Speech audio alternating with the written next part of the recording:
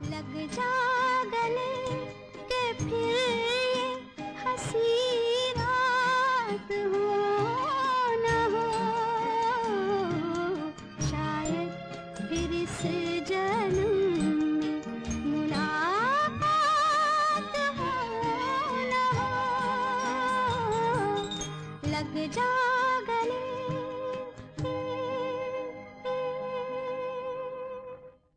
I still remember जब मैंने पहली बार लता मंगेशकर जी का लग जा गले सॉन्ग सुना था।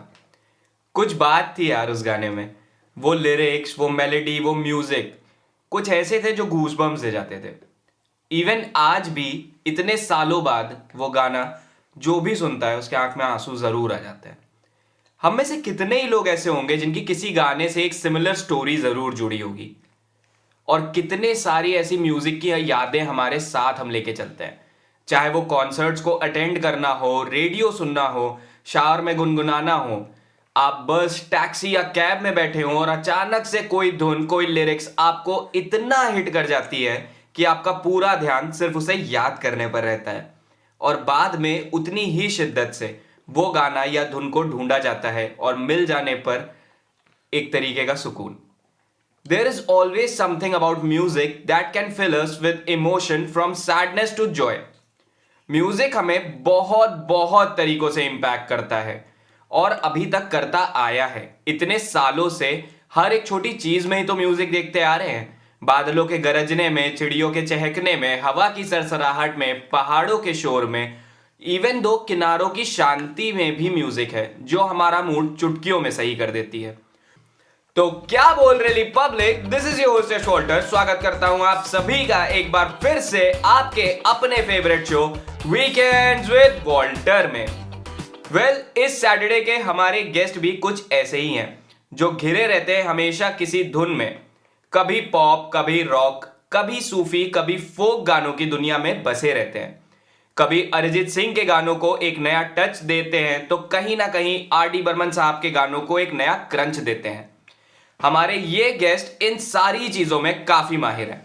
तो बिल्कुल भी देर ना करते हुए चलते हैं तहजीब की नगरी लखनऊ और मिलवाते हैं आप सबको उस बैंड से जिसने लखनऊ के शायद ही कोई ऐसे क्लब्स होंगे जिन्हें अपने गानों पे ग्रूव ना कराया हो, और तो और पूरी दुबई को हमारे इंडियन म्यूजिक पर झुमाने वाले the amazing, scintillating and dazzling band of Lucknow, defaulters the band. तेरी रांच ओ तेरी रांच ओ तेरी रांच ओ तेरी रांच अखियां बिछावा, तेरी रामा विच अखियां बिछावा, नहीं तेरे जिया होर दिसदा। हेलो गाइस, कैसे हैं आप सब? ऑल गुड यश, कैसे हो? Yash, how are you? I'm good. Well बहुत सारे लोग हैं आज हमारे साथ इस पॉडकास्ट पे, और क्यों ना हो पूरा बैंड हमारे साथ में मौजूद है। And first of all thank you for being here. मैं तो बहुत ज़्यादा एक्साइटेड हूँ and I am damn sure my listeners भी बहुत एक्साइटेड है आपके बारे में जानने के लिए। तो प्लीज़ मेरी रिक्वेस्ट है कि आप अपने बारे में हमारे लिसनर्स को ज़रूर बताइए। Okay, first of all, it's our privilege also for being here on this show. So yeah, we are Defaulters the band and हम लोग बेसिकली लखनऊ से हैं। जो बैंड में मेंबर्स हैं वो हम लोग 5 पीस बैंड है। जो मेंबर्स है 5 लोग हैं, जिसमें से अर्पित राज जो लीड गिटारिस्ट है, he is the lead guitarist of a band, and we have mister Yogesh Sharma on bass guitars, and we have mister Deepanshu Trivedi on drums, and mister Prateek Gupta on keyboard, and myself Archit Daniel, and I am the main vocalist of the band. Well, thank you so much Archit for such great introduction. सबके बारे में आपने बहुत ही precisely बता दिया, और एक अच्छी सी चीज़ मैं अपने लिसनर्स को ज़रूर बताना चाहूँगा कि अर्चित डैनियल जो हैं यहाँ पे, वो मेरे बड़े ही सगे संबंधी हैं। वी आर कजन्स, और हम बहुत टाइम से हमने अपना बचपन साथ में बिताया है और बहुत सारी मेमोरीज है साथ में। और आज वो पूरा बैंड है यहाँ पे जिनको मैं यूजुअली अपने वीकेंड्स पे सुनता हूँ जाके, जब भी मेरा कभी भी ऐसा मूड डाउन होता है या कुछ भी ऐसी चीज़ होती है, क्योंकि ये बैंड ऐसा है जो बहुत बहुत ज़्यादा पावर दे देता है कहीं ना कहीं। आप जब भी बैठते हो, सुनते हो, तो मेरा पर्सनल फेवरेट है and I am damn sure जब भी आप इनको सुनेंगे तो ये आपका भी फेवरेट होने वाला है definitely. Thank you for the great introduction भाई Yeah, यार। thank you Yash. हम लोग को मतलब ऐसे इंट्रोडक्शन की यूजुअली आदत नहीं है। हम लोग ने कई बार स्टेज शोज में जाते हैं तो मतलब अंकज वगैरह आते हैं, बट इतना चामली बहुत किसी ने अच्छा अभी होता है तक यार। वेलकम नहीं किया अपने को यार। Thank you so much by the way. I can be official anchor of you guys, Yeah, of तो उसके course. बारे में आगे सोचेंगे। And manager too. Of course. Okay, तो आप सब ये जितने भी बैंड मेंबर्स हैं, आप लोग मिले कैसे, क्या स्टोरी है आपकी ये म्यूजिकल जर्नी शुरू होने की? ओके, सो ये मैं बताता हूँ कि हम लोग पांचों लोग एज अ फ्रीलांसर काम कर रहे थे, म्यूजिशियंस, काफ़ी टाइम से। And in one of my gig मैं मिला दीपांशु से, जो अभी हमारे बैंड के ड्रमर हैं। तो आई टोल्ड हिम कि मुझे एक टीम चाहिए, फुल फ्लेज बैंड नहीं चाहिए था उस टाइम पे, मुझे एक एज अ ट्रायो बैंड चाहिए था कहीं पे परफॉर्म करने के लिए। सो एट दैट टाइम मुझे एक बेसिस चाहिए था जो कि योगेश हैं, एंड दीपांशु योगेश को ले गया था उस पहले गिग में। तो वहाँ हम तीनों की मुलाकात हुई, हम लोग ने कुछ टाइम प्ले किया साथ में। फिर हम लोगों ने सोचा कि बैंड हम लोगों को थोड़ा बढ़ाना चाहिए, तो लीड गिटारिस्ट चाहिए था। तो योगेश अर्पित को लेके आए हम लोगों के एक गिग में। तो वहाँ हम लोग ने कुछ टाइम साथ में काम किया, एंड काम करते करते हम लोगों की बॉन्डिंग काफ़ी ज़्यादा अच्छी हो गई, एंड हम लोग एक दूसरे को समझने लगे। ऑन स्टेज हम लोगों के सेंसेस काम करने लगे। एंड फिर कुछ टाइम बाद जो मिस्टर प्रतीक हैं कीबोर्डिस्ट, अर्पित ने प्रतीक को हम लोगों से इट्स अ मिलवाया। लॉन्ग जर्नी यार। Actually it's a cycle. इतना लंबा हम लोग घूम फिर के जा रहे हैं, पूरे बैंड का एक स्टोरी जैसा चल रहा है। राइट। सो प्रतीक जब आए तो हम लोगों का एक काइंड ऑफ बैंड कंप्लीट हुआ एज अ 5 पीस बैंड। तो या ऐसे हम लोग मिले। एक बड़ा ही अच्छा म्यूजिकल नेटवर्किंग बैंड है यहाँ पे, क्योंकि एक से मिलके फिर उसके बाद मिलते ही जा रहे हैं करके। Exactly. वेल बहुत अच्छी जर्नी है। I still remember that first show जो मैंने अर्चित का अटेंड किया था, इंडिविजुअल शो, जो पहला शो था लखनऊ में, मौका में, आई गेस इट वाज। और वो शो वो भी बहुत अच्छा था, और उसके बाद से मैं रेगुलर इनका एक बोलते हैं ना, एक रेगुलर लिसनर हो गया हूँ। ओके, तो भाई ये जो नाम है डिफॉल्टर्स, ये बड़ा क्वर्की सा है आपके बैंड का नाम, तो इसके पीछे की स्टोरी क्या है, ये मैं जरूर जानना चाहूंगा। ओके, सो इसके पीछे काफ़ी इंटरेस्टिंग स्टोरी है बाय द वे। ये जो बैंड है डिफॉल्टर्स, ये कैसे आया, मैंने पर्सनली बहुत लोगों को बताया है, बट ऐसे इस प्लेटफॉर्म पे बताने का मौका मिला है मुझे। सो जो वर्ड होता है डिफ़ॉल्ट, काफ़ी जगह हम लोगों ने देखा होगा, जिसका मतलब होता है इररिप्लेसेबल। तो मैंने ये सोचा कि हम लोगों पांचों के अंदर, या जितने लोग भी टीम में हैं, हम लोगों के अंदर एक ऐसा फैक्टर है विच इज़ म्यूज़िक, जो कि इररिप्लेसेबल है। और इसलिए मैंने सोचा कि ये इसको लेके कुछ करा जाए, कुछ नाम रखा जाए। तो default as a band name तो अच्छा नहीं लग रहा था, दैट्स वाई मैंने इसको डिफ़ॉल्टर्स किया। एंड हाँ, ये है स्टोरी डिफ़ॉल्टर्स के नाम के पीछे। यार बड़ी अनोखी सी स्टोरी है, बिकॉज डिफॉल्टर्स जब भी हम सुनते हैं तो हमारे दिमाग में सबसे पहले वही आता है, क्लास के बैक बेंचर्स, जिनको यूजुअली डिफॉल्टर्स कहा जाता है। ऑल्दो हम लोग बैकग्राउंड अपना वैसे ही बैक बेंचर वाला। या ऑफ कोर्स, मैं तो बैक बेंचर ही था शुरू से भाई। अब विजय माल्या। एग्जैक्टली। तो भाई पहली बार आज वॉल्टर कोलैबोरेटिंग विद डिफॉल्टर, तो आगे बढ़ाते हैं इस कोलैबोरेशन को। यस, हैशटैग सस्ता शायर। तो आप देख रहे हैं ये बहुत सारी मस्ती हुई है, और ऐसी बहुत सारी मस्ती आपको बिहाइंड द सीन्स यूट्यूब पे देखने को जरूर मिलेगी, तो प्लीज जाइएगा।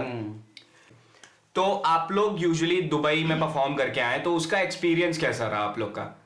बेसिकली तो हम लोग यहाँ पे एक परफॉर्म कर रहे थे, एक कमर्शियल शो था, उसमें परफॉर्म कर रहे थे। तो वहाँ से हम लोग का एक दुबई का कॉन्ट्रैक्ट बेसिकली लाइनअप हुआ, और फिर क्योंकि यहाँ पे मिलते थे, हम लोग यहाँ पे मिलते थे, बट यहाँ पे क्या होता था, सिर्फ शोज हुए तब मिलिए, जैमिंग हुई तब मिलिए, और बाकी सब लोग कभी कभी मिल पाते थे। बट जब हम लोग दुबई गए तो वहाँ पे हम लोगों का रहना हुआ साथ, लाइक हम लोग सुबह उठना, रात में साथ में खाना खाना, घूमना फिरना, शोज करना। तो वहाँ पे हम लोग एज अ फैमिली हम लोगों ने 2 साल अप्रॉक्स, आई थिंक हम लोगों ने 2 साल पूरा वहाँ पे गुजारे। तो अब उन 2 सालों में जो कोऑर्डिनेशन होता था हमारा, चाहे वो म्यूजिक का हो, चाहे वो एक पर्सनल हम लोगों का एक दूसरे को जानना हुआ, तो वो एक हमारा बेस्ट एक्सपीरियंस रहा एक दूसरे को जानने का, और अपनी म्यूजिक को और अच्छा करने का। बिकॉज वहां पे हम लोग साथ रहे, घर पे भी आते थे तो लाइक शो के बाद आए तो कुछ हम लोगों से जो शो में गलतियां हुई वो शायद हम लोग को ये पता चलती थी भाई वो गलती हुई है तो इसको सही करना है। तो हम लोग को रेगुलर परफॉर्म करना था तो वो दूसरे दिन हम लोग वो गलती सही करते थे, नए सॉन्ग्स करते थे, क्योंकि हम लोग को यूजुअली परफॉर्म करना था एक ही सिटी में। Everybody was growing up together. हाँ, और एक सिटी में हम लोग को 2 साल परफॉर्म करना है तो ऑब्वियसली हम अगर एक ही चीज परफॉर्म करते रहेंगे तो वो शायद क्राउड भी कहीं ना कहीं बोर होगी। तो भाई हम लोग ये कोशिश करते थे कि हर हफ्ते या हर 2 दिन पे एक नया गाना करें, बॉलीवुड को कुछ बनाएं ऐसा। तो भाई यही बस सीन था। तो वहाँ का हमारा सबसे बेस्ट एक्सपीरियंस था आज तक का।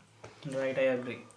एग्जैक्टली यार, मतलब जब एक ग्रुप साथ में परफॉर्म करता है ना तो उनके बीच का वो कोऑर्डिनेशन बहुत ज्यादा मैटर करता है उस टाइम की वजह से जो उन्होंने साथ में पर्सनली स्पेंड किया है। बिकॉज आप एक दूसरे को बेटर समझते हो और वही वाइब आप स्टेज पे भी शेयर करते हो। और जैसा दीपांशु भी बोल रहे थे अभी कि आर्टिस्ट के लिए ये बहुत ही टफ चीज होती है कि उन्हें हर दिन कुछ नया करना है यार। वो हर दिन कुछ नया नहीं लेके आएंगे तो लोग उन्हें छोड़ के निकल लेंगे। ओके, तो अगला सवाल ये है कि भाई अब जैसे बहुत सारे लोगों की एक्सपेक्टेशंस होती हैं कि आर्टिस्ट लोग की जिंदगी कैसी होती होगी। सबसे पूछा जाता है day in a life of a musician, of a cricketer. तो आप लोग से मैं पूछना चाहता हूँ आपका एक दिन कैसा दिखता है आपको, या ये वो दिनचर्या क्या होती है आपकी? ओके यश, हम लोग की लाइफ भी यार ऐसी है जैसी सबकी होती है। ऐसा नॉर्मल लाइफ सबकी जैसी आपकी है और सबकी होती है। बट डिफरेंस ये है कि किसी की लाइफ की शुरुआत सुबह 8 बजे से 10 बजे तक रात को होती है, किसी की 11 से 8 को होती है। हम लोग लाइफ में वैसा नहीं है। हम लोग एज अ फ्रीलांसर ही हैं, फ्रीलांसिंग काम करते हैं। कोई म्यूज़िक प्रोडक्शन करता है, कोई लाइव भी करता है शाम को। हम लोग का सीन ये है कि हम लोग दिन में जैमिंग भी कर लेते हैं कभी कदार, या फिर हम लोग म्यूज़िक प्रोडक्शन में अपना म्यूज़िक पे ध्यान देते हैं कि प्रोडक्शन कर लें, रिकॉर्डिंग कर लें। हम लोग की लाइफ ऐसे जाती है। हम लोग का कोई ऐसा सेटलमेंट नहीं है कि हम लोग का एक प्रॉपर टाइमिंग है कि हम लोग एक प्रॉपर टाइम देना है किसी, ऐसा कुछ नहीं है।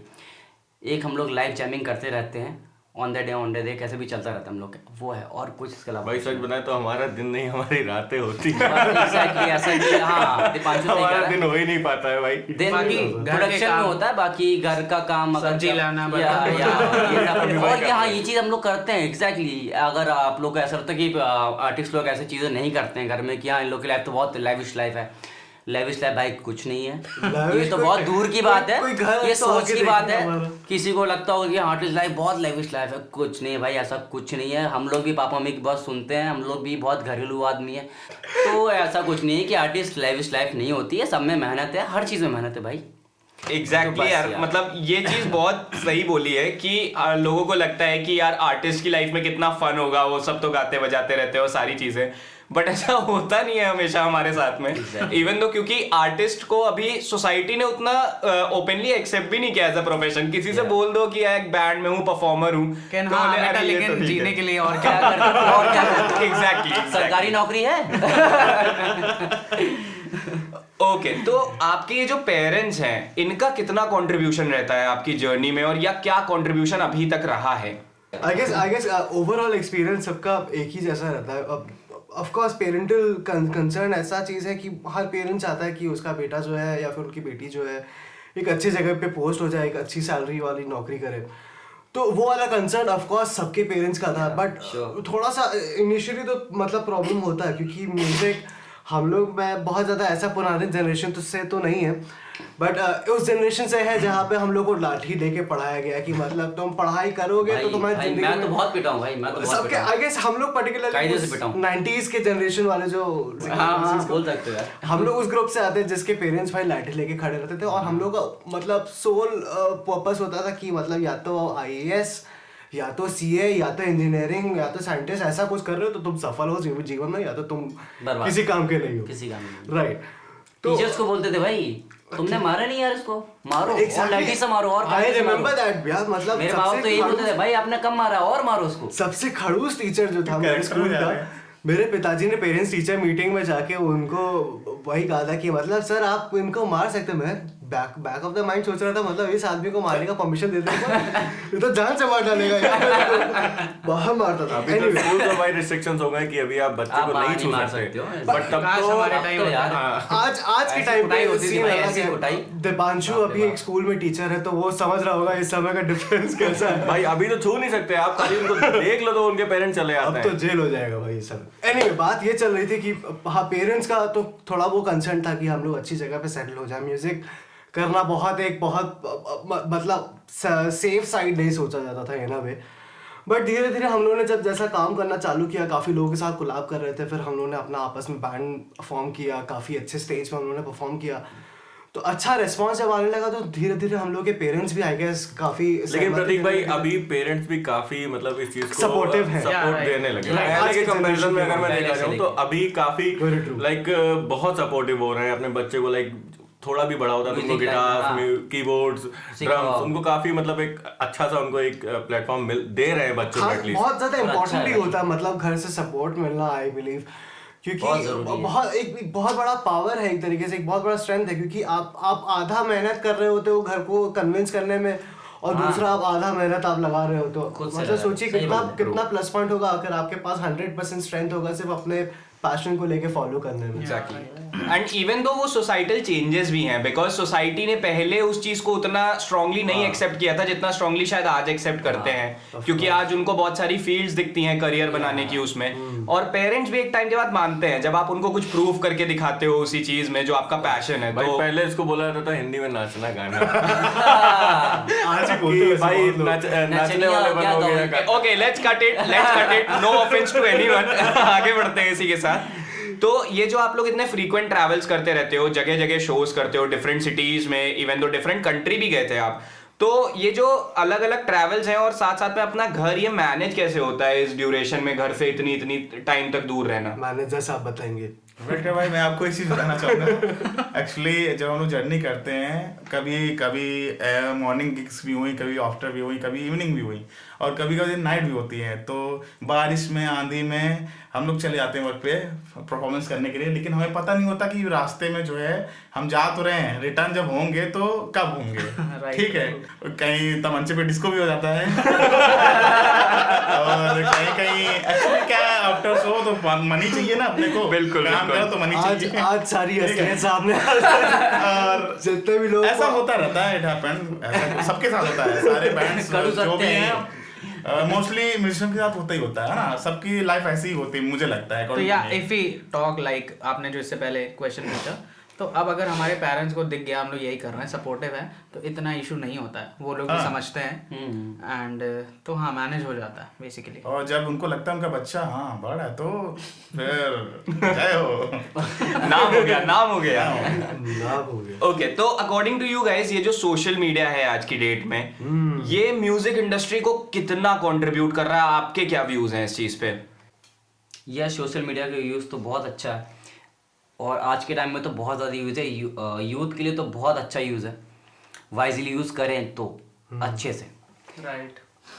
भाई जैसे अभी लॉकडाउन हुआ था तो लाइक लॉकडाउन में काफी जो हाँ, काफी जिनके अच्छे पास कोई artist- सोर्सेज नहीं थे रिकॉर्डिंग किया कुछ भी, वो भी अब काफी अब होम स्टूडियो कई लोग ने आप अपने को इंस्टाग्राम पे देख लो, आप यूट्यूब पे देख लो, आप फेसबुक पे देख लो, हम लोग को काफ़ी ऐसे आर्टिस्ट सुनने को मिले, ऐसे को देखने को मिले, ऐसे गिटारिस्ट मिले, ऐसे ड्रमर मिले, ऐसे सिंगर मिले जो शायद इंडिया में किसी को उन लोग को प्लेटफॉर्म नहीं मिला उस तरह का, लेकिन उन लोग को लॉकडाउन के टाइम पे उन लोग को ऐसा मिला कि इंस्टाग्राम पे उन लोग की चीज़ें वायरल हुई हैं और अच्छी खासी हुई हैं। आपने भी सुना होगा रोड साइड भी कुछ ऐसे दिल्ली के भी सीपी पैलेस में ऐसा कुछ बंदे हैं छोटे जी बिल्कुल, जिनकी वीडियोस ऐसी वायरल हुई हैं जो बहुत अच्छे आज प्लेटफॉर्म है जिसने बादशाह लोग ने उन लोग को वायरल किया है। बिल्कुल है ना? बिल्कुल। तो ये इस Connectivity चीज का या बहुत- भाई हर आर्टिस्ट का सपना होता है सिर्फ और सिर्फ वायरल होना, वायरल हो जाना। कि उसका चेहरा ऐसा हो कि लोग देखे तो सब बोले लोग कि देखें। हाँ भाई इसको मैं जानता तो हूँ। सोशल मीडिया तो बहुत बड़ा प्लेटफॉर्म अब हो चुका है, मतलब पहले तो नहीं था, और आज के टाइम पे तो ऐसा हो चुका है कि आप एक वीडियो डालो, काफ़ी लोग को पसंद है तो आप वायरल भी हो सकते हो, और अगर आप वायरल हो गए तो आपको शायद इंडस्ट्री भी उठा ले। एंड इंडिपेंडेंट म्यूजिक अभी हाँ। इतना ग्रो हो रहा है हमारे कंट्री में, जो कि बहुत अच्छी बात है, एंड वो सारे प्लेटफॉर्म सिर्फ सोशल मीडिया के ही हैं जिससे वो ग्रो हो रहा है। या एग्जैक्टली। इंस्टाग्राम, यूट्यूब, स्पॉटिफाई और भी जितने भी ऐप्स या जितने भी प्लेटफॉर्म्स हैं, ये एक बहुत ही अच्छा जरिया मिला पहले है एक ही लोगों जरिया था कि एक रियलिटी वो एग्जांपल मैं देना चाहूंगा, एटलीस्ट हट गया है लोगों के दिमाग से कि नहीं उसका मैं रियलिटी देना शो चाहूंगा, में वो बादशाह का कौन सा गाना था वो बचपन का प्यार बचपन का प्यार, that that guy from that Kid, yeah. और एक डायलॉग वाला यहाँ वही- पावरी हो रही है। एग्जैक्टली वो यशराज मुखाते इससे याद आता Famous हो है, गया बिगेस्ट भाई। Example I guess. आज के Such a वो great आपका एक वर्ड आपको फेमस कर सकता है बाय सोशल मीडिया। सेलिब्रिटी आज के वो, एग्जैक्टली तो वो प्लेटफॉर्म तो है, बहुत अच्छा प्लेटफॉर्म है। वेल डेफिनेटली, मतलब everything has its own pros and cons, और वही चीज है कि हर सिक्के के दो पहलू हैं। आप सोशल मीडिया का यूज किस तरीके से करते हो वो इम्पोर्टेंट है। Of course. ओके, तो आपको कितना जरूरी लगता है ओल्ड म्यूजिक और म्यूजिक हिस्ट्री को पढ़ना, उसे समझना?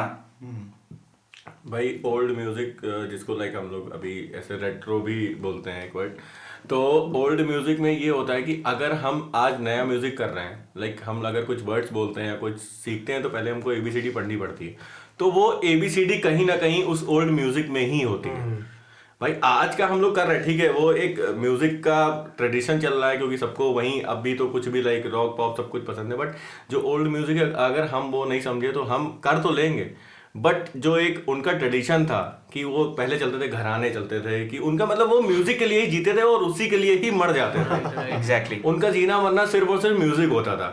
अभी क्या है, अभी तो लोग लाइक मतलब नहीं कहना चाहिए बट पैसे के लिए भी लोग करते हैं, एक अर्निंग है कि उसके लिए, बट मेरा यही मानना है कि भाई अगर करना है म्यूजिक तो ओल्ड म्यूजिक आपको कहीं छोड़ना नहीं चाहिए। फंडामेंटल स्ट्रॉन्ग करने के जैसे लिए कि होता ना कि आप Roots घर में हैं, वो वहीं से हम लोगों को Right, बनाना right. चाहिए। And old is gold. हाँ, बिल्कुल बिल्कुल एग्जैक्टली, सबसे पुरानी कहावत है ये हमारे, हाँ। जो बोली जाती है हमने हमेशा सुनी है। एंड हमारे सबसे पुराने आर्टिस्ट ने भी बोला।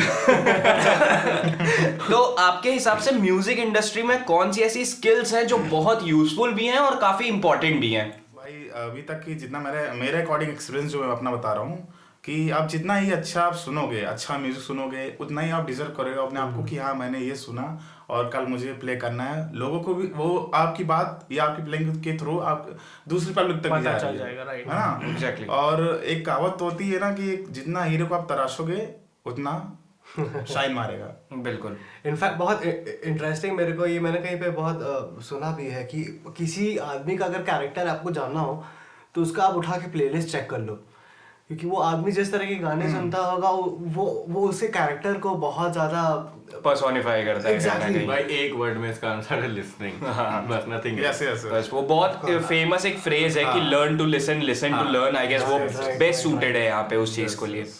ओके, तो न्यू कमर्स जो हैं इस फील्ड में जो आगे आ रहे हैं, उनके लिए आप सबके सजेशंस क्या हैं? और यहाँ पे मैं इंडिविजुअल आंसर जरूर जानना चाहूंगा कि आप सब क्या सोचते हैं कि जो न्यू कमर्स हैं उनको क्या करना चाहिए इस लाइन में आगे जब वो बढ़ रहे हैं। तो पहले प्रतीक आपसे शुरू करते हैं। बहुत बहुत बढ़िया क्वेश्चन पूछा, क्योंकि जूनियर्स के साथ कनेक्ट करना हम लोग के लिए बहुत ज़्यादा मुश्किल होता है, और मैं यही चीज़ इस पॉइंट पे रखूँगा अभी कि आप कनेक्ट कीजिए अपने सीनियर आर्टिस्ट के साथ।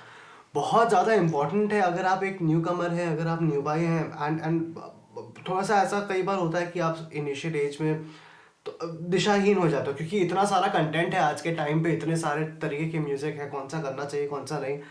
तो एक अच्छा मेंटोर होना बहुत ज़रूरी है किसी के लिए भी। तो I guess connecting to a senior artist is the first point that one should start with, एक अच्छा मेंटोर ढूंढना। आगे मेरे bandmates बताएंगे क्या सोचते हैं ये लोग। हाँ, ऐसे से कि एक मेंटोर, गुड मेंटोर की जरूरत होती है हमें। और हमें क्या सबको होती है, आप जिस वर्क में हैं, प्लेस में बिल्कुल हैं, बिल्कुल। आई आपको गेस वही वो चाहिए ना। सीनियर कनेक्शंस हाँ। बहुत इंपॉर्टेंट है कहीं ना कहीं। और पता चला वो अकॉर्डिंग टू मी खराब बजा रहे तो आप भी उसको डिजर्व करोगे, वही आप नेक्स्ट डे प्ले करोगे। एक अच्छा टीचर गाइड देने वाला, आप उसको सर्च करो और उसके अकॉर्डिंग चलो आप। या एंड मेरे हिसाब से इसमें क्या होता है, when you come as a newcomer, तो क्योंकि ये म्यूज़िक लाइन या कोई भी ऐसा आर्ट फॉर्म बोलें जो कि और जॉब से हट के है, तो ये इजी नहीं है। बहुत लोग समझते हैं ये इजी है, but because we basically we are following a passion, and passion follow करना बिल्कुल भी इजी नहीं है। बहुत परेशानियां आती हैं, इरिटेशंस होती हैं, दिमाग भी खराब होता है। आई गेस बट बहुत बहुत अच्छा पॉइंट बताया कि सबसे ज्यादा टफ जॉब है सामने वाले को एंटरटेन करना। या यस, सामने वाले को एंटरटेन करना। एंड मेरा बस यही फॉर न्यू कमर्स के लिए मेरा यही एक सजेशन मैं देना चाहूँगा कि इसको प्लीज इरिटेट होके छोड़ना नहीं, एंड बिकॉज आप जो पैशन अपना फॉलो कर रहे हो, आप ही जानते हो आप कितनी मेहनत करके आगे आ रहे हो, Patience एंड बहुत इसमें चाहिए। मेहनत करिए पेशेंस के साथ, एंड आपको इसका रिजल्ट जरूर मिलेगा।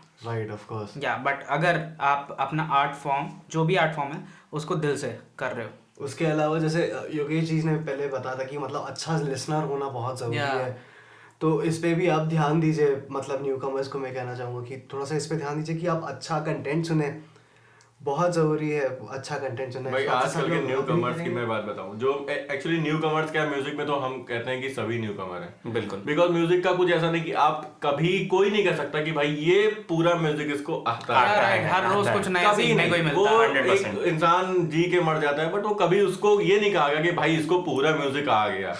RS अग्रवाल ने उन्होंने मैथ बुक लिख दी, ठीक है, बट हम म्यूजिशियन को कभी नहीं कह सकते कि भाई उसको पूरा म्यूजिक आ गई। तो मैं ये कहता हूँ कि, और एक और बात जो लाइक हमने भी फेस की या सबने फेस की, कि क्योंकि लोग आपके लाइन को शायद कहीं नीचा समझते हैं, सबसे नीचा समझते हैं। बिल्कुल। कि एक इंजीनियर, डॉक्टर या साइंटिस्ट या सब कुछ वो एक अलग होता है, और इसकी लाइन बिल्कुल अलग कही जाती है।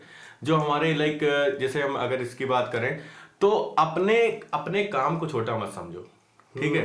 अगर हम लाइक म्यूजिक हर जगह है, पैशन नहीं म्यूजिक- खत्म होना चाहिए। हाँ, बस पैशन नहीं कि अगर आप छोटी जगह बजा रहे हो तो नहीं भाई मैं छोटी जगह नहीं बजाऊंगा, भाई आपको बजाना है, क्योंकि छोटी से जो एक्सपीरियंस मिलेगा वो शायद आपको कहीं ना कहीं बड़े में काम आएगा, और अगर बड़े से एक्सपीरियंस मिला तो भाई वो आपकी किस्मत है, अच्छी है। तो आप शुरुआत इनिशियल्स जहां से भी करो, बट अपने काम को कभी छोटा मत समझो। भाई जो काम कर रहे हो उसमें खुशी से करो, अगर नहीं कर पा रहे हो तो बिल्कुल मत करो। एंड छोटा भी मैं नहीं कहूँगा यार, म्यूजिक को बिल्कुल भी छोटा जॉब नहीं करूँगा, क्योंकि इन अ वे हम लोग बस एक दूसरे तरीके के साइंटिस्ट हैं जो हम लोग एंटरटेनमेंट के इन्वेंशंस करते हैं। बेसिकली एक साइंटिस्ट क्या करता है? Actually, भाई छोटा- एक को खुश वो करना बच्चे- बहुत नॉर्मल बात होती है, बट एक हज़ारों को खुश करना है, प्रत्येक हज़ारों के चेहरों पे एक स्माइल चीज ला मैं रहा कहना है। चाहूंगा, छोटा नहीं। मुझे अगर हम अपने बैंड की बात करें तो अभी हम लास्ट टाइम, मतलब लास्ट क्या 4 साल पहले की बात है, जो प्लेटफॉर्म हमारे हाइप पे ये था, अब वो हाइप थोड़ा सा हमारा लेवल कहाँ गया है आपको भी पता है। वो बस करते गए, डे बाय डे करते करते I guess एक हाइप उसके- पे हम लोग पहुंचे। दोनों पहलू रहे लॉकडाउन की वजह से बहुत वो भी आया। मैं बस क्लियर कर रहा था कि लॉकडाउन में हमें बहुत कुछ सिखाया भाई, की बात हो रही थी। लॉकडाउन बहुत जरूरी था I think. I guess of course यही पे एक पार्ट आ जाता है ना, जब एक आर्टिस्ट की लाइफ में एक ड्रिफ्ट आता है। जैसे लॉकडाउन ने बहुत सारे आर्टिस्ट की लाइफ में एक बहुत बड़ा ड्रिफ्ट लेके आया। हाँ। और वहां पे बहुत सारे आर्टिस्ट ऐसे भी हुए जो घर पे बैठ गए एक टाइम के लिए, उनके पास कोई इनकम सोर्स नहीं था उसके अलावा, because what they have to sell is their art only. तो वो डिटर्मिनेशन ही था जो उन्होंने उस फील्ड में बनाए रखा, और आफ्टर लॉकडाउन फिर धाकड़ शोज मिलना चालू हुए हैं मोस्टली क्योंकि भाई आर्टिस्ट उस को। लॉकडाउन में उन्होंने मेहनत बहुत करी। एग्जैक्टली। मैं इस पॉइंट पे आने वाला था, क्योंकि लॉकडाउन, मैं पर्सनल अपना एक्सपीरियंस बताऊं लॉकडाउन के बारे में, तो बहुत ज़्यादा हम लोग बिजी हो गए थे अपने डेली लाइफ में, क्योंकि हम लोग पहले भी बात कर रहे थे कि मतलब घरेलू काम भी है और स्टेज का भी काम देखना। मोस्टली हम लोग का काम रात का होता है, हम लोग रात के परिंदे आउल्स कह सकते हैं एक तरीके से। तो ऑफ कोर्स हम लोग के लिए वो टाइम अपने पर्सनल मतलब कि और सीखें और ज़्यादा वो करें, अपने आप को टाइम दें, अपने पैशन और को polish किया अपने आप राइट। को, right. वो बहुत मिसिंग था हम लोग के लाइफ में। Lockdown came out to be as a blessing also, कि हम लोग को राइट एक ब्रेक मिला हम लोगों की, थोड़ा सा हम लोगों ने अपने दिनचर्या से दूर हट के हम लोगों ने अपने एक्चुअल पैशन पे काम किया, क्योंकि हम लोग उस समय उसको एज प्रोफेशन नहीं बल्कि एज पैशन ही फॉलो कर रहे थे। जैसा दीपांशु बता रहे थे कि बहुत काफी लोगों के लिए एक अच्छा रिजल्ट बन के आया। एंड जिंदगी का सफर है सुहाना। Oh my God, क्या हो गया? तुम क्या बोल रहे जिंदगी का मजा तो सफर में है। हो? ओहो, क्या बात है यार, गहरी बात। गहरी बातें हो रही हैं यहाँ पे, और इस तरीके की बातें चलती रहेंगी। हम अभी बात करने लगेंगे तो ये नॉन स्टॉप आगे बढ़ता रहेगा। Right. Just one thing to tell कि ये पॉडकास्ट भी एक लॉकडाउन की इजाजत है, बिकॉज उस टाइम पे मुझे भी टाइम मिला था, अपने आप को वो टाइम दिया मैंने, कुछ क्रिएटिव आइडियाज आए दिमाग में और वहां से ये पॉडकास्ट का जन्म हुआ। ओके सो अब थोड़ा सा इस कहानी को और आगे बढ़ाते हैं, वरना ये बातें बहुत लंबी जाएंगी, और इसको एक बड़ा ही बेहतरीन सा ट्विस्ट देते हैं, और उस ट्विस्ट का नाम है हमारा रैपिड फायर राउंड, जिसको हम बोलते हैं झटपट बोलो। वेल झटपट बोलो एक रैपिड फायर राउंड है, तो उसको अब हम आगे लेके चलते हैं। और ये रैपिड फायर बड़ा ही सिंपल है, आपसे कुछ सवाल पूछेंगे जिसका आपको फटाफट जवाब देना होगा। फन सेगमेंट है, और शुरुआत करेंगे हम अर्चित से। तो अर्चित बताइए कौन सा ऐसा म्यूजिशियन या बैंड है जिसके साथ आप कोलैबोरेट करना चाहते हैं फ्यूचर में? वेल बैंड की बात करें तो the local train of course, अगर वो मुझे इजाज़त दे collaborate बनाए ना मुझे। एंड और आर्टिस्ट या म्यूजिशियन की बात करें तो मिस्टर अरिजीत सिंह जी के साथ क्या बात है। collaborate करना। ये अर्चित के बचपन का, मतलब बचपन का तो नहीं बोलूंगा, बट हाँ टीनेजर होते होते वो सपना आ गया था कि अरिजीत सिंह के साथ कभी एक स्टेज शेयर करने का मौका मिले। Well we wish you the best कि आपको वो मौका मिल जाए जल्दी से। Thank you, even I wish, thank you. Okay, so next question है दीपांशु के लिए कि अगर आप कोई म्यूजिकल इंस्ट्रूमेंट होते तो आप वो कौन सा इंस्ट्रूमेंट होते और क्यों? भाई ड्रम्स ही होते। Obviously, yeah. हाँ, और उसका रीजन मैं कोई नहीं दूंगा। बजाए जाते हैं, हर जगह बजाते हैं। ओके, सो नेक्स्ट क्वेश्चन है यहाँ पे प्रतीक आपके लिए कि अगर आप कोई भी ऐसी चीज है जो चेंज करते म्यूजिक इंडस्ट्री की, तो वो क्या होती जिसको आप चेंज करना चाहते हैं? उसको क्या कहते हैं यार? वो जो वो मतलब सेलिब्रिटी के बच्चों को जो चांस मिलता है उसको क्या कहते हैं? नेपोटिज्म। Nepotism, yes. नेपोटिज्म को काट देते। वेल ठीक है, इस पे भी काफी ज्यादा वो हो सकते हैं कंट्रोवर्सी, लेकिन काट देते हैं, छोड़ते हैं, हटाते हैं। Okay, so next question Yogesh आपके लिए है कि अगर मतलब आपका इंटरेस्ट क्या है म्यूजिक के अलावा, आपका इंटरेस्ट क्या है? ओके, वैसे तो म्यूजिक के अलावा वैसे मेरा ज्यादा इंटरेस्ट तो कुछ नहीं है। कुकिंग में ये हम लोग को पता है इसका इंटरेस्ट। कुकिंग में नहीं, कुकिंग में आया है, कुकिंग। और सबको मुझे खाना बना के खिलाना बहुत पसंद है। क्या? ओके, सो आफ्टर दिस भाई मैं यही खिलाता था खाना। आफ्टर दिस हम सब योगेश के हाथ का खाना जरूर खाएंगे। जरूर। एंड या on that note I want to tell कि हमारे बैंड का कुक भी है ओहो। आज से। Oh, bass guitarist plus cook. Okay, so next question Archit आपके लिए है कि आपकी अभी तक की सबसे बड़ी परचेज क्या रही है? मेरी परचेज ऐसे तो मैं नहीं बता सकता, बट या जब मैंने अपना स्कूलिंग कंप्लीट की थी तो when I started my shows, तब मैंने अपने खुद के पैसों की बाइक खरीदी थी। तो या इट वाज माय बिगेस्ट। क्या बात है यार, वेरी वेल जिस अप्रिशिएटेड। हिसाब से ये टाइम ले रहे थे मुझे लग रहा था कि मतलब इतने बड़े बड़े परचेजेस करा, कौन सा वाला बताऊं मैं इसको, इतने तो खर्चे कर डाले। नहीं, but that's a very proud moment कि आप अपना स्कूलिंग या कॉलेज खत्म करते हो, फिर अपने पैसे की आप कोई भी पहली चीज लेते हो ना, Yeah, right, that's true. तो वो Very बहुत दिल के special. करीब होती है। ओके, सो दीपांशु ये आपसे सवाल है, कौन सी ऐसी फनीएस्ट चीज है जो आपने किसी फैन से सुनी है ड्यूरिंग अ कॉन्सर्ट? अबे भाई वो वाला एपिसोड भाई भाई वो एक्चुअली में मुझसे नहीं बोला गया, बट हमारे बैंड के वोकलिस्ट अर्चित था। तो हम लोग शो करके लाइक उतरे तो इससे बोला कि भाई आपकी क्या बोला था उसने? आप सिंगरिंग बहुत आप अच्छी। सिंगिंग बहुत अच्छी करते हैं। बाकी फनी चीज हम लोगों के साथ स्टेज पे होती रहती है जो हम लोग यहाँ नहीं बता सकते। उसके लिए आपको हमारे शोज पे आना पड़ेगा। एग्जैक्टली, ठीक है ठीक है। तो नेक्स्ट क्वेश्चन है प्रतीक आपके लिए Okay. कि कौन से ऐसे सॉन्ग लिरिक्स हैं जो आपको बहुत फनी लगते हैं? बहुत फनी लगते हैं। ढिंचक पूजा। अरे यार ये थैंक यू यार। वैसे मैं सोच ही रहा था मैंने ऐसे कौन से ढिंचा पूजा ऑफ कोर्स। ये काट देंगे हम। ये क्यों काट दोगे यार? उनके फैंस बहुत होंगे। अरे वाह। ओके, ठीक है। सो नेक्स्ट क्वेश्चन है यहाँ पे योगेश से कि हर किसी का एक बढ़िया सा प्लेलिस्ट आइडिया होता है, आपका वो आइडिया क्या है? आपकी प्लेलिस्ट में कौन से ऐसे गाने हैं जो आप रखते हैं ज्यादा? ये तो कह पाना थोड़ा सा मुश्किल है, क्योंकि जो अकॉर्डिंग जॉनर मतलब चल रहा होता है तो उसके अकॉर्डिंग ही प्लेलिस्ट बनाई जाती है। तब भी कोई एक जॉनर ही बता सकते हो आप, पॉप, रॉक। सुनते हैं हमेशा तमंचे पे डिस्को। नहीं, जैसे कि इनका मैं बताता हूँ, बेसिकली हमेशा जब इनकी फोन देखो तो हमेशा कुछ ना कुछ कोक स्टूडियो का चलाते रहते हैं। Yes. Something something fusion. Yes, हाँ। Rock fusion like. हाँ, बट मैं I am sorry to interrupt this rapid fire, but हम जो आर्टिस्ट होते हैं उनका कोई एक पर्टिकुलर प्लेलिस्ट नहीं हो सकती। हम लोग बहुत अगर अपने काम से Different पागल हो type को जाते सुनना ही पड़ता हैं है। तो हम लोग EDM सुनने लगते Metal, हैं या classical, metal, हाँ कुछ भी। हम लोग सब तो बस भोजपुरी भी। अच्छा ट्रैक होना चाहिए। Right, of Exactly. Course Bhojpuri भी। काजल लाइक। मूड के हिसाब से स्विच करते जाएंगे प्लेलिस्ट भी, डेफिनेटली। ठीक है, सो next question again Archit for you कि अपनी लाइफ को आप डिस्क्राइब कर पाएंगे किसी एक गाने से? Okay, I'm a rock star. क्या बात है यार, क्या बात है। I'm a superstar, मुझे रोज होता है प्यार।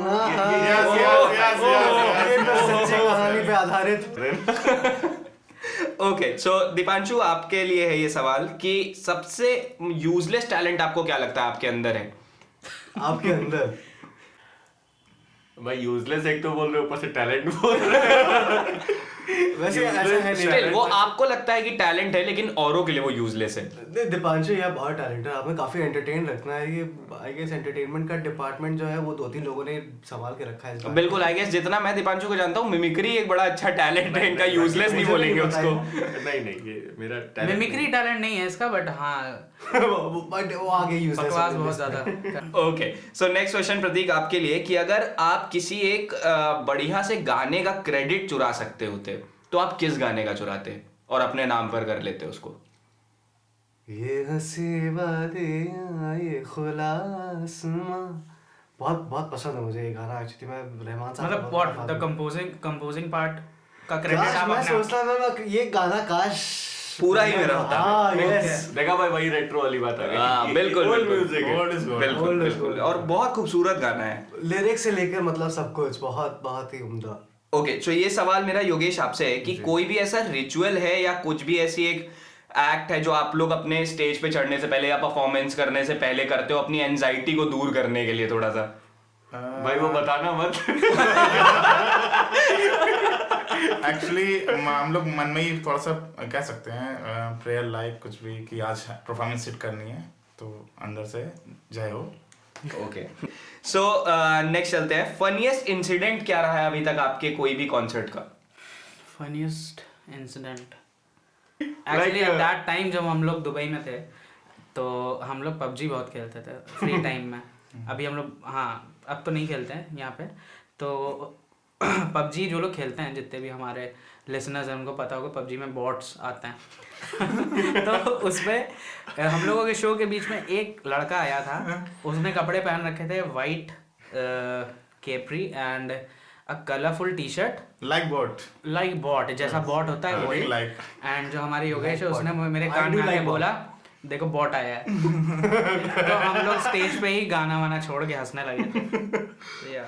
यही बहुत एम्बैरेसिंग मोमेंट भी होता है इस पार्टी के साथ साथ। और एक और हुआ था भाई कि नेचर कॉल हुई थी हमारे like we were performing the song और इसने लाइक अर्चित गाना गा रहा था, उसने एकदम से देखा तो बेसिस्ट हमारा गायब। मुझको लगा कि योगेश कहाँ है, योगेश बेस बजना बंद हो गया। मैंने देखा योगेश एकदम मेरे सामने है गेट के पास और मुझे इशारा कर रहा है that I am going to toilet. तो हम लोग को समझ पूरा इंडिया इसको नहीं रोक सकता। बिल्कुल पूरा इंडिया पूरी दुनिया इसको नहीं रोक सकता भाई, तुम क्या बात कर रहे हो? पूरा भाई। सो लास्ट इज की मोस्ट वियर्ड रिक्वेस्ट क्या रही है आप लोग के लिए अभी तक किसी शो की? ये कोई भी जवाब दे सकता है जिसके पास भी आई हो। एक होते हैं सॉन्ग सुनने वाले, एक होते हैं डांस करने वाले। ठीक है, तो सम टाइम्स की कोई आता है ना, वो कहता है कि भाई जैसे डांस वाला कोई भी सॉन्ग ले लो, लाइक कौन सा सॉन्ग है, कौन सा रणवीर सिंह का तड़। हाँ, तो लाइक जब वो लोग ऐसे सॉन्ग बोलते हैं तो हम लोग सोचने लगते हैं भाई इसमें क्या परफॉर्म कर रहे हैं हम। ऐसे कोई गाना दे दिया उन्होंने कि तमंचे पे डिस्को, ऐसे अभी इसने बोला था तो भाई तमंचे पे डिस्को हमारा एग्जैक्टली एक रॉक बैंड जॉनर से बजा रहे हैं हम। until and unless you are not sitting and recreating it in your own version। तो वो क्या करते हैं, क्योंकि वो उस पे डांस करते हैं, उनको एक्चुअली मेरे पास आई है रिक्वेस्ट, मेरे से एक लड़की ने आके बोला था प्लीज सिंग हरा रंग डाला हम पे, किसने हरा रंग डाला। और भाई वो भी एक सही, चलो रिक्वेस्ट भी दे दो एट दैट टाइम स्टेज पे वो रिक्वेस्ट दो, वो भी ठीक है, बट देन दे एक्सपेक्ट कि वो एग्जैक्ट जैसा Same ऑडियो music. है वैसा ही आए। Same music. भाई I guess That is not possible. Deepanshu का पॉइंट यही है कि हम लोग सुनाने वाले लोगों में से, हम लोग नचाने वाले लोगों में से नहीं है। ओके तो इसी का एक और पार्ट है जिसपे आप जल्दी से चलते हैं, जो है दिस और दैट। यहाँ पे आपको दो ऑप्शंस मिलेंगे जिसमें से आपको एक चूज करना है। सो प्रतीक आपसे शुरू करते हैं। सबसे पहला है डिलीवरी या फिर सिट डाउन रेस्टोरेंट्स? डिलीवरी भाई थोड़ा सा ऐसा लेजी स्टफ में बिलीव करते हैं कि घर पे बैठ के खाओ, रजाई में घुस के ठंड में कहीं नहीं निकलना। एक्चुअली रैंडम देना था तो बस यही आ गया। ओके ठीक है। So Yogesh for you, music festivals और vacations? Of course music festivals. ये तो बट ऑब्वियस था, ये क्वेश्चन ही नहीं रखना था मेरे को यार। So Archit this is for you because you play both guitar और piano. I am sorry I can't choose. फिर भी एक थोड़ा ज्यादा होगा किसी का तो। कीतार। Okay wittiest answer. तो चलते हैं दिवांशु पे, 90s या फिर लेटेस्ट रिलिक्स? भाई फिर वही बात हो गई, हम तो लाइक दोनों ही सुनना पसंद करेंगे, बट हाँ 90s ज्यादा प्रेफरेंस 90s को, बिल्कुल। ओके, सो आपके लिए प्रतीक, स्पॉटिफाई या फिर यूट्यूब? आउच यार, ये अबे यार, ये तो बहुत गलत क्वेश्चन है। Still. आई थिंक Spotify पे आपको काफी नए आर्टिस्ट भी अब ad मिलते हैं लाइक जो उसमें। हमें मिलते हैं, तो दोनों कंटेंट्स, मतलब एक्चुअली यूट्यूब और स्पॉटिफाई का दोनों का अपना exactly video perspective, video perspective से यूट्यूब और ऑडियो के पर्सपेक्टिव से स्पॉटिफाई। एग्जैक्टली दोनों डिफरेंट पर्पस सर्व करते हैं, तो दोनों ही रख लेते हैं, ठीक है। ओके, सो योगेश आपके लिए है रॉक या फिर hip hop? Always rock. Always rock. Okay, always rock. Okay, so that's it from our this segment of झटपट बोलो। बहुत फन फ्रॉलिक गया है यार, इतना रोलर कोस्टर राइड था ना, ऊपर नीचे चलता हुआ ये। Kudos to you guys, 3 cheers for us. Okay, so अब आगे चलते हैं, और मैं आप लोग से एक सवाल पूछना चाहूंगा। ये एक इम्प्रॉम सवाल है जो मेरे जहन में आ रहा था, ये हम अपने हर गेस्ट से जरूर पूछते हैं कि अगर आपके सामने दुनिया का, या बात करूं कंट्री का पूरा यूथ है, और आपके पास सिर्फ 1 मिनट है उनसे कुछ बोलने के लिए, उनको कोई मैसेज हो सकता है, एडवाइस हो सकती है, तो आप क्या कहना चाहेंगे? कोई भी एक अगर आपकी तरफ से जवाब देना चाहे। ओके, यूथ को तो यही बोलना चाहूँगा कि इतना सीरियसली मत लो लाइफ को। जब आपका सही टाइम आएगा, सही जाएगी, जो आपके पास, जो आपकी लाइफ में लिखा है वो होगा। तो इतनी चीज़ों के पीछे मत भागो भाई, एक ही लाइफ है, थोड़ा एंजॉय करके चलो। Yes, good one, good advice I guess. और जरूरी है यार, आपकी लाइफ मींस बहुत अनप्रेडिक्टेबल है, हमें नहीं पता कल क्या हो जाएगा हमारी लाइफ में। And kudos to you for being such a wonderful host. Thank you so much, thank you so much.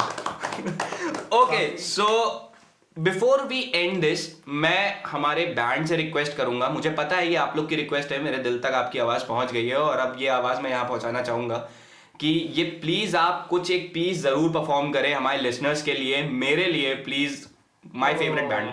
For sure, we would love to. Yes, ready guys? Yes, of course. Okay, hit it.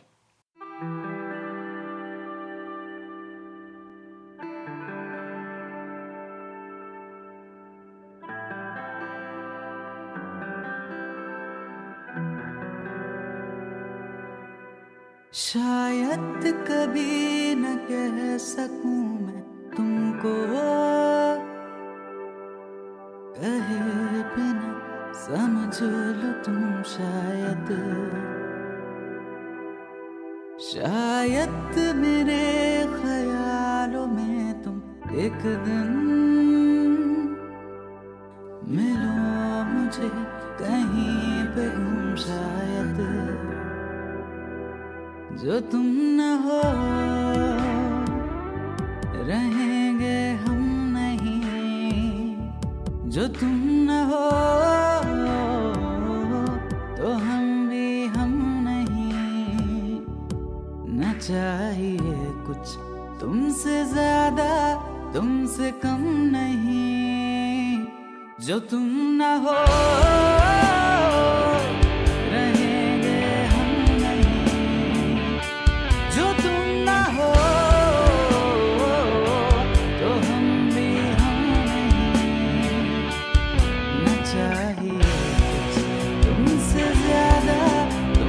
कम नहीं।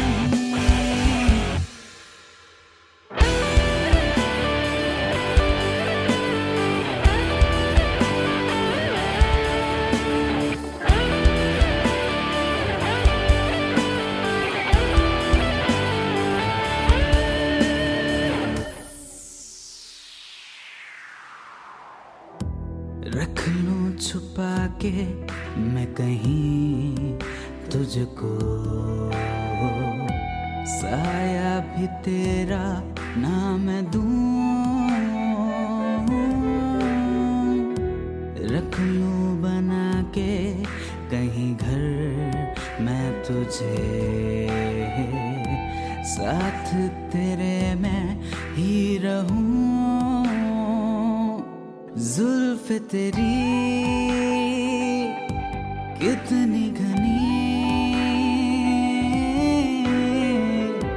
देख के इनको ये सोचता हूँ, साये में इनके मैं जीऊँ, इश्क है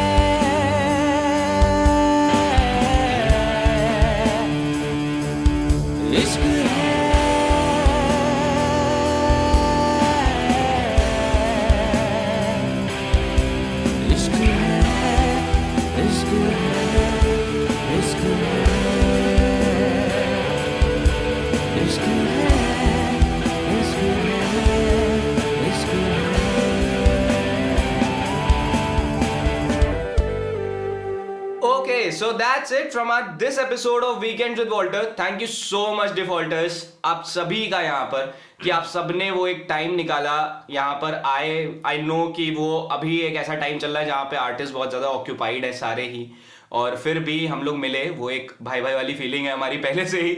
सो thank you so much again for coming over this podcast. आपकी स्टोरी बहुत इंस्पिरेशनल है. दैट वो एक यूथ आइकन्स की तरह आपको बहुत सारे लोग देखेंगे, और माइट भी जो भी म्यूजिक में अपना करियर आगे परस्यू करना चाहते हैं ना, उनके लिए आप एक मोटिवेशन की तरह वर्क करोगे कि वो अपने ड्रीम को कभी भी मरने नहीं दें एक तरीके से. So thank you once again for being such a wonderful guest. Thank you so much. Okay, so once again, thank you so much listeners. I know आप लोग बहुत एफर्ट डालते हो. हर वीकेंड आप लोग इतना ढेर सारा प्यार देते हो वीकेंड्स विद वॉल्टर को. आज वीकेंड्स विद वॉल्टर इतना ग्रो कर पाया, इतनी बड़ी फैमिली बन पाया, तो वो आपकी वजह से ही है. तो इसी तरीके से अपना प्यार हमारे साथ बनाए रखिएगा. प्लीज प्लीज प्लीज ये एपिसोड अगर अच्छा लगा है तो लाइक कर दीजिए, कमेंट करके हमें जरूर बता दीजिए कि आपको वीकेंड्स विद वॉल्टर कैसा लगा. फॉलो कर दीजिए, लाइक कर दीजिए, शेयर कर दीजिए. और साथ साथ हमारे जो गेस्ट हैं यार, उनका भी इंस्टाग्राम पेज और यूट्यूब चैनल डिफॉल्टर्स नाम से है. प्लीज जाइए, लाइक करिए, सब्सक्राइब करिए और बहुत अमेजिंग म्यूजिक को एंजॉय करिए, और इस पॉडकास्ट पे अमेजिंग पॉडकास्ट को एंजॉय करते रहिए. मैं आपका होस्ट लेकर आता रहूंगा ढेर सारी नई कहानियां आपके लिए. तब तक खुश रहिए, आबाद रहिए, लखनऊ रहिए या फैजाबाद रहिए. Stay tuned. बढ़िया.